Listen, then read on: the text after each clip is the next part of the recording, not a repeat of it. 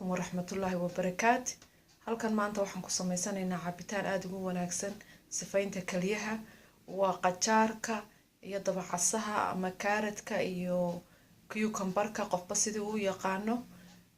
insha Allah cabitaan aad u wanaagsan hadaad cabto aroortii aad bay u wanaagsan tahay labadaba waxaynu ognahay inay aad ugu wanaagsan yihiin jirka caafimaadka vitamin C laga helo iyo fiitamiino kale oo fara badan waliba kaaradka sida indhaha ugu wanaagsan yahay aad bay muhiim jirka kalena saasi ugu wanaagsan yahay qajaarka biyo badan in laga helo vitamin C laga helo vitamin B laga helo waynu ognahay wabillahi tawfiiq cabitaanka cabitaankii waa kan ma sha Allah waad arkaysaan aad iyo aad buu wanaagsan yahay waad yara shandhaynaysaa qoloftii ka soo baxday labada markaad isku ridaqday laftirkeeda ha tuurin gacmaha ayaa jirka iskaga maydho haddii ilaahay yidhaa cabitaankiina waa kaa wabillahi tawfiiq.